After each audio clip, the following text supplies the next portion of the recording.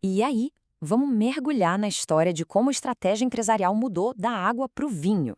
Como é que ela deixou de ser aquele plano engessado, sabe? Aquele documento que ficava na gaveta, para se tornar algo vivo, dinâmico, que é absolutamente crucial para qualquer empresa sobreviver hoje em dia. É uma jornada das planilhas rígidas até a adaptação contínua. Bora lá! Para começar, a pergunta que não quer calar é essa. Por que aqueles métodos antigos que funcionaram por décadas simplesmente pararam de funcionar? O que raios aconteceu no mundo que obrigou as empresas a repensar totalmente a forma como elas planejavam o futuro? Para a gente entender o agora, a gente tem que voltar lá para o começo. A ideia de estratégia empresarial não apareceu do nada, né? Ela foi evoluindo, passo a passo, e começou de um jeito bem mais simples, bem mais controlado do que a gente imagina. Olha só que interessante essa progressão. Lá nos anos 50, estratégia era basicamente o orçamento do ano. O foco era todo no controle financeiro.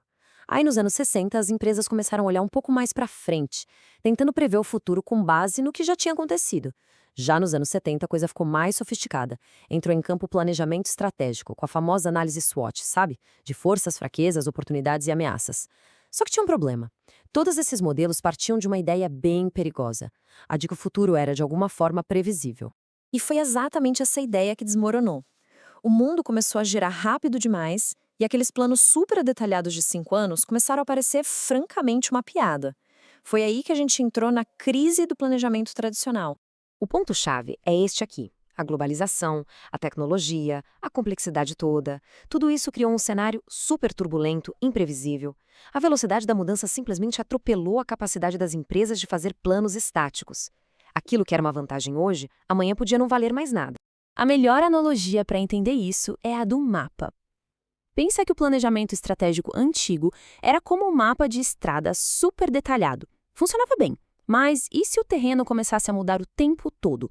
Com terremotos, rios mudando de curso, o mapa se tornaria inútil, certo? O que era preciso não era mais um mapa, mas sim uma bússola. E foi nesse cenário caótico que um pensador chamado Igor Antsov ofereceu exatamente essa bússola. Ele veio com uma forma totalmente nova de enxergar a estratégia. Uma ideia que virou o jogo para sempre. Presta atenção na simplicidade e na profundidade dessa frase. O que Antsov disse foi o seguinte: estratégia não é um plano, não é um destino final. É um conjunto de regras para tomar decisões. É como um sistema de orientação que permite que a organização navegue na incerteza, adaptando o que faz em tempo real. A grande virada de chave está aqui. Com Antsov, a estratégia se torna uma bússola e não mais um mapa. Bom, para Antsov, essa nova postura trazia 2 desafios gigantes para os gestores. O primeiro era a análise de competitividade, ou seja, em cada mercado que a empresa atua, como é que ela vai vencer? Qual é o plano de jogo? E o segundo, que talvez seja ainda mais complexo, é a integração. Como garantir que todas essas estratégias individuais estejam alinhadas, que todo mundo esteja remando na mesma direção? A partir dessas ideias do Antsov, o conceito evoluiu para o que a gente conhece hoje como gestão estratégica. E a grande sacada aqui foi exatamente essa: unir o pensamento, o plano, com a execução, a ação, num ciclo que nunca para. Então, a gestão estratégica moderna é exatamente isso, um processo contínuo. Ele integra o planejamento com o dia a dia da administração e com a implementação lá na ponta. E tudo isso com o objetivo principal: garantir que a empresa não só sobreviva, mas que ela prospere, se adaptando o tempo todo ao que está acontecendo lá fora. Vamos avançar um pouco para ver como isso se traduz na prática. A gestão estratégica de hoje tem características bem claras que a diferenciam totalmente do planejamento do passado. Aqui estão alguns dos pilares. A estratégia hoje precisa pensar numa atuação global. Não dá mais para ficar só no seu quintal. Exige criatividade e inovação sem parar, para se destacar no meio de tanta gente. Depende de uma aprendizagem contínua, porque quem para de aprender fica para trás.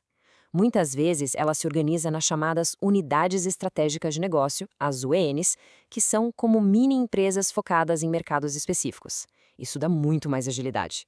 E como a gente vai ver, ela dá uma ênfase enorme em alianças para crescer e, finalmente, integra a sustentabilidade como parte do negócio, não como um custo extra. Falando em aprendizagem contínua, o exemplo da cultura Day One da Amazon é brilhante. A mentalidade deles é: todo dia é o primeiro dia da empresa. Isso força todo mundo a ter uma postura de startup, sempre aprendendo com os dados, com o feedback. Foi exatamente dessa cultura de experimentar e aprender que nasceu um dos maiores sucessos deles, o Amazon Prime. E sobre a ênfase em alianças, esse quadro aqui é perfeito. A fusão da Daimler, alemã, com a Chrysler, americana, foi um desastre. Por quê? Choque de cultura, objetivos que não batiam. Já a compra da Netshoes pela Magazine Luiza foi um baita sucesso. Havia um alinhamento claro, objetivos em comum e as empresas se completavam. A lição é clara: sem sintonia, sem compatibilidade, a aliança não vai para frente. E para fechar, vamos olhar a sustentabilidade. O pensamento antigo via as questões ambientais e sociais como um custo, um problema, uma situação de perde-perde. A gestão estratégica moderna, muito inspirada por Michael Porter, enxerga a tal da criação de valor compartilhado. Ou seja, a ideia de que resolver os problemas da sociedade e do meio ambiente não é um custo. Na verdade, é uma das maiores oportunidades de negócio do nosso tempo. E isso tudo nos leva a uma reflexão final. Os planos rígidos do passado, eles foram feitos para serem seguidos. E quando o mundo mudava, eles quebravam. A estratégia moderna é diferente. Ela é feita para aprender, para se adaptar, para evoluir. Então a pergunta que fica para qualquer organização é: a sua estratégia foi projetada para rigidez ou para resiliência? Fica aí a reflexão. Obrigado pela companhia.